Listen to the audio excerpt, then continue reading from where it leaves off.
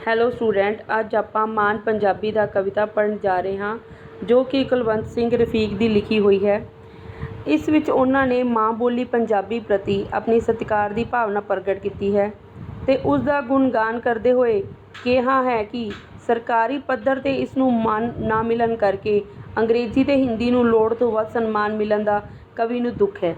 ਇਸ ਵਿੱਚ ਉਹਨਾਂ ਨੇ ਬਿਆਨ ਕੀਤਾ ਹੈ, ਰੋਮ ਰੋਮ 'ਚ ਕਰੀਏ ਇਉਂ ਸਨਮਾਨ ਪੰਜਾਬੀ ਦਾ, ਜ਼ਰਾ ਜ਼ਰਾ ਕਹਿ ਉੱਠੇ ਸਾਨੂੰ ਮਾਣ ਪੰਜਾਬੀ ਦਾ।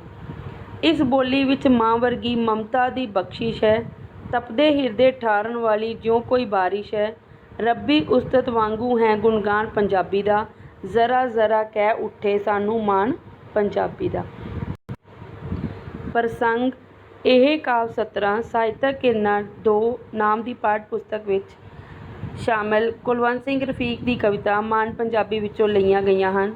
ਇਸ ਵਿੱਚ ਕਵਿਤਾ ਵਿੱਚ ਕਵੀ ਨੇ ਮਾਂ ਬੋਲੀ ਪੰਜਾਬੀ ਪ੍ਰਤੀ ਸਤਿਕਾਰ ਪ੍ਰਗਟ ਕੀਤਾ ਹੈ ਅਤੇ ਕਿਹਾ ਹੈ ਕਿ ਸਰਕਾਰੀ ਪੱਧਰ 'ਤੇ ਇਸ ਨੂੰ ਮਾਣ ਨਾ ਮਿਲਣ ਕਰਕੇ ਅੰਗਰੇਜ਼ੀ ਅਤੇ ਹਿੰਦੀ ਨੂੰ ਲੋੜ ਤੋਂ ਵੱਧ ਸਨਮਾਨ ਮਿਲਣ ਦਾ ਕਵੀ ਨੂੰ ਦੁੱਖ ਹੈ।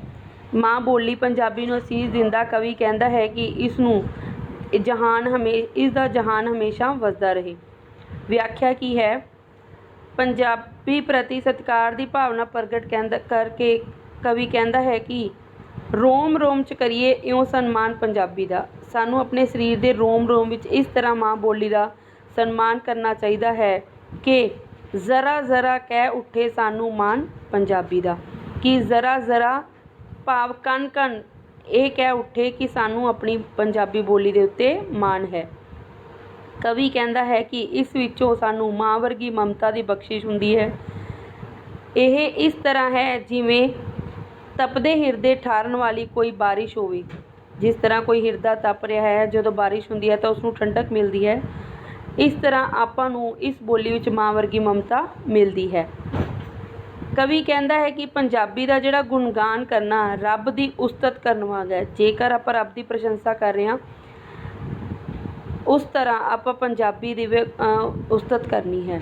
ਉਹ ਚਾਹੁੰਦਾ ਹੈ ਕਿ ਸਾਡੇ ਸਰੀਰ ਦਾ ਜ਼ਰਾ ਜ਼ਰਾ ਇਹ ਪੁਕਾਰ ਉੱਠੇ ਕਿ ਸਾਨੂੰ ਪੰਜਾਬੀ ਦਾ ਮਾਣ ਹੈ।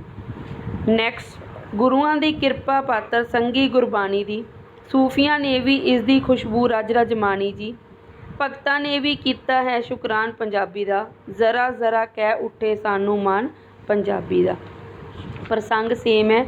ਵਿਆਖਿਆ ਕੀ ਹੈ ਕਿ ਇਸ ਵਿੱਚ ਕਵੀ ਨੇ ਕਿਹਾ ਹੈ ਕਿ ਪੰਜਾਬੀ ਗੁਰੂਆਂ ਦੀ, ਜਿਹੜੇ ਪੰਜਾਬੀ ਗੁਰੂ ਹੋਏ ਹਨ ਉਹਨਾਂ ਦੀ ਕਿਰਪਾ ਕਰਕੇ ਹੀ ਇਹ ਪਾਤਰ ਬਣੀ ਹੈ।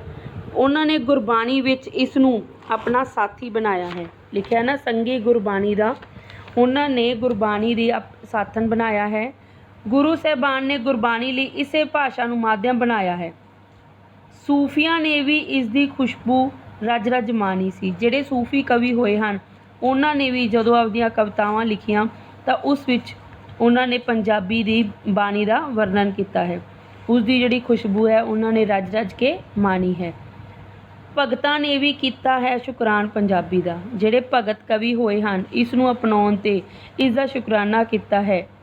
ਕਵੀ ਕਹਿੰਦਾ ਹੈ ਕਿ ਸਾਡੇ ਸਰੀਰ ਦਾ ਜ਼ਰਾ ਜ਼ਰਾ ਇਹ ਕਹਿ ਉੱਠੇ ਕਿ ਸਾਨੂੰ ਮਾਣ ਪੰਜਾਬੀ ਦਾ।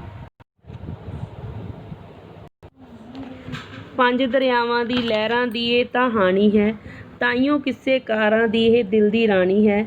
ਪੀਲੂ ਵਾਰਿਸ ਹਾਸ਼ਮ ਕਰਨ ਬਖਾਨ ਪੰਜਾਬੀ ਦਾ, ਜ਼ਰਾ ਜ਼ਰਾ ਕਹਿ ਉੱਠੇ ਸਾਨੂੰ ਮਾਣ ਪੰਜਾਬੀ ਦਾ। ਇਸ ਵਿੱਚ ਕਵੀ ਨੇ ਕੀ ਕਿਹਾ ਹੈ ਕਿ ਪੰਜਾਬੀ ਤਾਂ 5 ਦਰਿਆਵਾਂ ਦੀ ਲਹਿਰਾਂ ਦੀ ਹਾਣੀ ਹੈ। ਹਾਣੀ ਮਤਲਬ ਹਮ ਉਮਰ। ਇਸੇ ਲਈ ਇਹ ਪੰਜਾਬੀ ਕਿੱਸੇਕਾਰਾਂ ਦੇ ਦਿਲ ਦੀ ਰਾਣੀ ਹੈ। ਪੰਜਾਬੀ ਕਿੱਸੇਕਾਰਾਂ ਨੇ ਪੰਜਾਬੀ ਨੂੰ ਦਿਲੋਂ ਪਿਆਰ ਕੀਤਾ ਹੈ, ਇਸ ਲਈ ਉਸਨੂੰ ਦਿਲ ਦੀ ਰਾਣੀ ਮੰਨਿਆ ਹੈ। ਪੀਲੂ ਵਾਰਿਸ ਹਾਸ਼ਮ ਪੰਜਾਬੀ ਦਾ ਵਿਖਿਆਨ ਕਹਿੰਦੇ ਹਨ, ਕਵੀ ਚਾਹੁੰਦਾ ਹੈ ਕਿ ਸਾਡੇ ਸਰੀਰ ਦਾ ਜ਼ਰਾ ਜ਼ਰਾ ਭਾਵ ਰੋਮ ਰੋਮ ਇਹ ਕਹਿ ਉੱਠੇ ਕਿ ਸਾਨੂੰ ਮਾਣ ਪੰਜਾਬੀ ਦਾ। ਹੈ ਅਫਸੋਸ ਜੋ ਇਸ ਬੋਲੀ 'ਤੇ ਰੋਟੀ ਖਾਂਦੇ ਨੇ, ਉਹੀਓ ਆਪਣੇ ਘਰਾਂ ਵਿੱਚ ਇੰਗਲਿਸ਼ ਬੋਲੀ ਜਾਂਦੇ ਨੇ। ਨਾ ਸ਼ੁਕਰੇ ਜੋ ਨਹੀਂ ਮੰਨਦੇ ਅਹਿਸਾਨ ਪੰਜਾਬੀ ਦਾ, ਜ਼ਰਾ ਜ਼ਰਾ ਕਹਿ ਉੱਠੇ ਸਾਨੂੰ ਮਾਣ ਪੰਜਾਬੀ ਦਾ। ਇਸ ਵਿੱਚ ਕਵੀ ਨੇ ਕੀ ਕਿਹਾ ਹੈ ਕਿ ਸਾਨੂੰ ਇਸ ਗੱਲ ਦਾ ਅਫਸੋਸ ਹੈ ਕਿ ਜਿਹੜੇ ਲੋਕ ਇਸ ਬੋਲੀ ਤੋਂ ਰੋਟੀ ਖਾਂਦੇ ਹਨ ਉਹ ਲੋਕ ਕੀ ਕਰ ਰਹੇ ਹਨ, ਆਪਣੇ ਘਰਾਂ ਵਿੱਚ ਅੰਗਰੇਜ਼ੀ ਬੋਲੀ ਜਾਂਦੇ ਹਨ। ਅਜਿਹੇ ਨਾਸ਼ੁਕਰੇ ਲੋਕ ਮਤਲਬ ਜੋ ਸ਼ੁਕਰਗੁਜ਼ਾਰ ਨਹੀਂ ਕਰਦੇ, ਪੰਜਾਬੀ ਦਾ ਅਹਿਸਾਨ ਨਹੀਂ ਮੰਨਦੇ। ਕਵੀ ਚਾਹੁੰਦਾ ਹੈ ਕਿ ਸਾਡੇ ਸਰੀਰ ਦਾ ਜਿਹੜਾ ਜ਼ਰਾ ਜ਼ਰਾ ਹੈ ਉਹ ਕਹਿ ਉੱਠੇ ਕਿ ਸਾਨੂੰ ਮਾਣ ਪੰਜਾਬੀ ਦਾ। ਹਰ ਦਫ਼ਤਰ ਵਿੱਚ ਇਸ ਨੂੰ ਕਦੇ ਨਾ ਇੱਜ਼ਤ ਮਿਲਦੀ ਹੈ, ਇਸ ਰਾਣੀ ਨੂੰ ਆਪਣੇ ਘਰ ਦੀ ਹੀ ਜਿੱਲਤ ਮਿਲਦੀ ਹੈ। ਕਦ ਕੁਰਸੀ 'ਚੋਂ ਗੂੰਜੇਗਾ ਫਰਮਾਨ ਪੰਜਾਬੀ ਦਾ, ਜ਼ਰਾ ਜ਼ਰਾ ਕਹਿ ਉੱਠੇ ਸਾਨੂੰ ਮਾਣ ਪੰਜਾਬੀ ਦਾ। ਇਸ ਵਿੱਚ ਕਿਹਾ ਗਿਆ ਹੈ ਕਿ ਕਵੀ ਚਾਹੁੰਦਾ ਹੈ ਕਿ ਹਰ ਦਫ਼ਤਰ ਵਿੱਚ ਪੰਜਾਬੀ ਨੂੰ ਕਦੇ ਵੀ ਇੱਜ਼ਤ ਨਹੀਂ ਮਿਲਦੀ। ਮਾਂ ਬੋਲੀ ਪੰਜਾਬੀ ਰੂਪੀ ਰਾਣੀ ਨੂੰ ਆਪਣੇ ਘਰ ਵਿੱਚ ਵੀ ਇੱਜ਼ਤ ਨਹੀਂ ਮਿਲਦੀ, ਨਿਰਾਦਰੀ ਮਿਲਦੀ ਹੈ, ਬੇਕਦਰੀ ਮਿਲਦੀ ਹੈ, ਅਥਵਾ ਘਰ ਵਿੱਚ ਵੀ ਬੇਕਦਰੀ ਦਾ ਸਾਹਮਣਾ ਕਰਨਾ ਪੈਂਦਾ ਹੈ।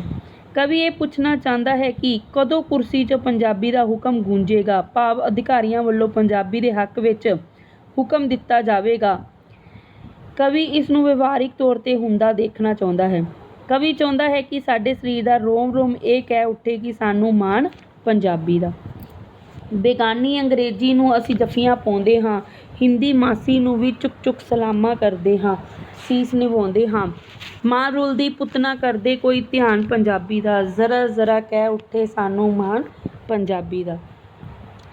ਅੰਗਰੇਜ਼ੀ ਜੋ ਕਿ ਬੇਗਾਨੀ ਹੈ ਅਥਵਾ ਵਿਦੇਸ਼ੀ ਭਾਸ਼ਾ ਹੈ, ਉਸ ਨੂੰ ਆਪਾਂ ਜੱਫੀਆਂ ਪਾਉਂਦੇ ਹਾਂ, ਪਿਆਰ ਕਰਦੇ ਹਾਂ। ਇਸ ਦੇ ਨਾਲ ਪੰਜਾਬੀ ਦੀ ਭੈਣ ਹਿੰਦੀ ਮਾਸੀ ਨੂੰ ਵੀ ਅਸੀਂ ਚੁੱਕ ਚੁੱਕ ਸਲਾਮਾਂ ਕਰਦੇ ਹਾਂ, ਸੀਸ ਨਿਵਾਉਂਦੇ ਹਾਂ, ਉਸ ਦਾ ਵੀ ਸਤਿਕਾਰ ਕਰਦੇ ਹਾਂ। ਪਰ ਸਾਡੀ ਜਿਹੜੀ ਮਾਂ ਬੋਲੀ ਮਾਂ ਹੈ ਉਹ ਰੁਲਦੀ ਪਈ ਹੈ। ਇਸ ਦਾ ਪੁੱਤਰ ਆਪਣੀ ਮਾਂ ਬੋਲੀ ਪੰਜਾਬੀ ਵੱਲ ਕੋਈ ਧਿਆਨ ਨਹੀਂ ਕਰਦਾ। ਕਵੀ ਚਾਹੁੰਦਾ ਹੈ ਕਿ ਸਾਡੇ ਸਰੀਰ ਦੇ ਰੋਮ ਰੋਮ ਵਿੱਚ ਇਹ ਕਹਿ ਉੱਠੇ ਕਿ ਸਾਨੂੰ ਮਾਣ ਪੰਜਾਬੀ ਦਾ। ਘਰ ਤਾਂ ਮਾਂ ਦੇ ਨਾਲ ਹੀ ਸੋਹਣਾ ਲੱਗਦਾ ਹੈ, ਮਾਸੀ ਵੀ ਜੇ ਨਾਲ ਹੋਵੇ ਤਾਂ ਹੋਰ ਵੀ ਫੱਬਦਾ ਹੈ। ਛਾਲਾ ਵੱਜਦਾ ਰਵੇ ਹਮੇਸ਼ਾ ਜਾਨ ਪੰਜਾਬੀ ਦਾ, ਜ਼ਰਾ ਜ਼ਰਾ ਕਹਿ ਉੱਠੇ ਸਾਨੂੰ ਮਾਣ ਪੰਜਾਬੀ ਦਾ। ਕਵੀ ਕਹਿੰਦਾ ਹੈ ਕਿ ਘਰ ਤਾਂ ਮਾਂ ਦੇ ਨਾਲ ਹੀ ਸੋਹਣਾ ਲੱਗਦਾ ਹੈ, ਜੇ ਘਰ ਦੇ ਵਿੱਚ ਮਾਂ ਦੇ ਨਾਲ ਮਾਸੀ ਹੋਵੇ ਤਾਂ ਹੋਰ ਵੀ ਚੰਗਾ ਲੱਗਦਾ ਹੈ। ਮਾਂ ਬੋਲੀ ਪੰਜਾਬੀ ਨੂੰ ਅਸੀਸ ਦਿੰਦਾ ਕਵੀ ਕਹਿੰਦਾ ਹੈ ਕਿ ਰੱਬ ਕਰੇ ਪੰਜਾਬੀ ਦਾ ਜਿਹੜਾ ਜਹਾਨ ਹੈ ਹਮੇਸ਼ਾ ਵੱਸਦਾ ਰਵੇ, ਅਥਵਾ ਇਹ ਬੋਲੀ ਰਹਿੰਦੀ ਦੁਨੀਆ ਤੱਕ ਸਲਾਮਤ ਰਵੇ। ਕਵੀ ਚਾਹੁੰਦਾ ਹੈ ਕਿ ਸਾਡੇ ਸਰੀਰ ਦਾ ਜਿਹੜਾ ਰੋਮ ਰੋਮ ਹੈ ਇਹ ਕਹਿ ਉੱਠੇ ਕਿ ਸਾਨੂੰ ਆਪਣੀ ਪੰਜਾਬੀ ਦੇ ਉੱਤੇ ਮਾਣ ਹੈ। ਕੁੱਲ ਦੁਨੀਆ ਵਿੱਚ ਇਸ ਬੋਲੀ ਦੀ ਖੁਸ਼ਬੂ ਫੈਲੀ ਹੈ, ਉਜਲੀ ਲਿਸ਼ਕੀ ਲਿੰਬੀ ਪੋਚੀ ਰਤਾ ਨਾ ਮੈਲੀ ਹੈ। ਪਦਮਸੀ ਪਾਤਰ ਹੈ ਕਵੀ ਮਹਾਨ ਪੰਜਾਬੀ ਦਾ, ਜ਼ਰਾ ਜ਼ਰਾ ਕਹਿ ਉੱਠੇ ਸਾਨੂੰ ਮਾਣ ਪੰਜਾਬੀ ਦਾ।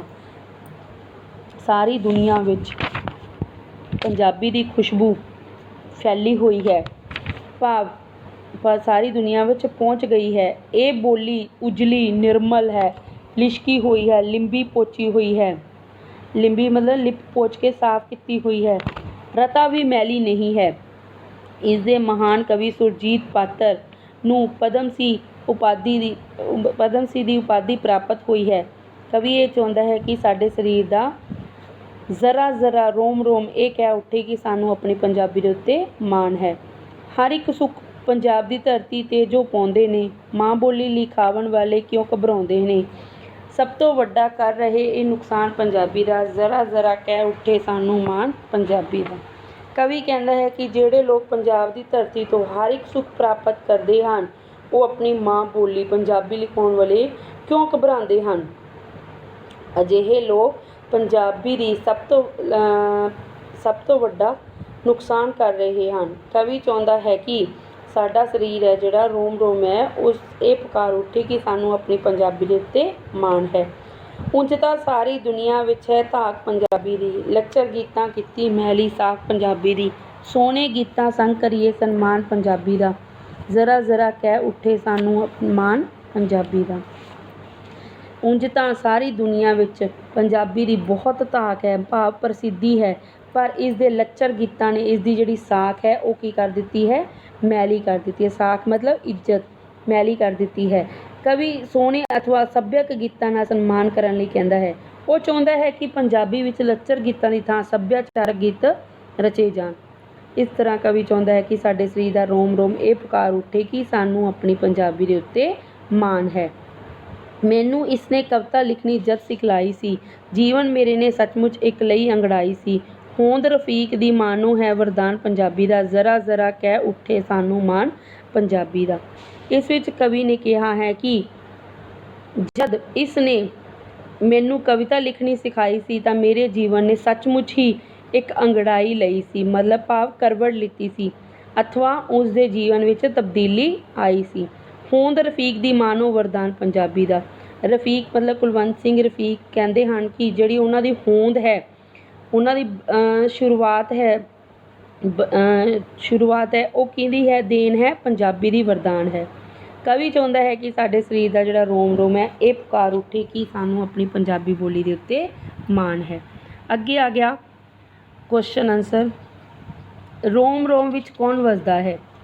ਰੋਮ ਰੋਮ ਵਿੱਚ ਮਾਂ ਬੋਲੀ ਪੰਜਾਬੀ ਦਾ ਸਨਮਾਨ। ਨਾ ਸ਼ੁਕਰੇ ਕੌਣ ਹਨ? ਜੋ ਪੰਜਾਬੀ ਦਾ ਅਹਿਸਾਨ ਨਹੀਂ ਮੰਨਦੇ, ਜੋ ਪੰਜਾਬੀ ਲੋਕ ਤੋਂ ਰਿਜ਼ਕ ਕਮਾਉਂਦੇ ਹਨ ਅਤੇ ਆਪਣੇ ਘਰਾਂ ਵਿੱਚ ਅੰਗਰੇਜ਼ੀ ਬੋਲੀ ਜਾਂਦੇ ਹਨ। ਪੰਜਾਬੀ ਬੋਲੀ ਉੱਪਰ ਕਿਹਨਾਂ ਦੀ ਕਿਰਪਾ ਹੈ? ਗੁਰੂ ਸਾਹਿਬਾਨਾਂ ਦੀ, ਕਿਉਂਕਿ ਉਹਨਾਂ ਨੇ ਜਦੋਂ ਗ੍ਰੰਥ ਵਗੈਰਾ ਲਿਖੇ ਹਨ ਤਾਂ ਉਹਨਾਂ ਨੇ ਪੰਜਾਬੀ ਨੂੰ ਪਹਿਲ ਦਿੱਤੀ ਹੈ। ਮਾਸੀ ਕਿਸ ਨੂੰ ਕਿਹਾ ਗਿਆ? ਹਿੰਦੀ ਨੂੰ।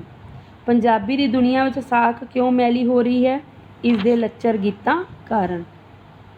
ਰਫੀਕ ਦਾ ਕੀ ਅਰਥ ਹੈ? ਦੋਸਤ, ਹਮ ਖਿਆਲ। ਕਿਸ ਦੇ ਫਰਮਾਨ ਨਾਲ ਪੰਜਾਬੀ ਦੀ ਕਦਰ ਪੈ ਸਕਦੀ ਹੈ? ਸਰਕਾਰੀ ਅਧਿਕਾਰੀਆਂ ਦੇ ਫਰਮਾਨ ਨਾਲ। ਪੰਜਾਬੀ ਬੋਲੀ ਕਿਸ ਦੀ ਹਾਣੀ ਹੈ? ਪੰਜ ਦਰਿਆਵਾਂ ਦੀ ਲਹਿਰਾਂ ਦੀ। ਅੱਗੇ ਆ ਗਿਆ ਕਾਵਿ ਸਤਰਾਂ। ਇਸ ਦੇ ਪ੍ਰਸ਼ਨ ਪੁੱਛੇ ਗਏ ਨੇ, ਉਹਨਾਂ ਦੇ ਉੱਤਰ ਦੇਣੇ ਹੈ।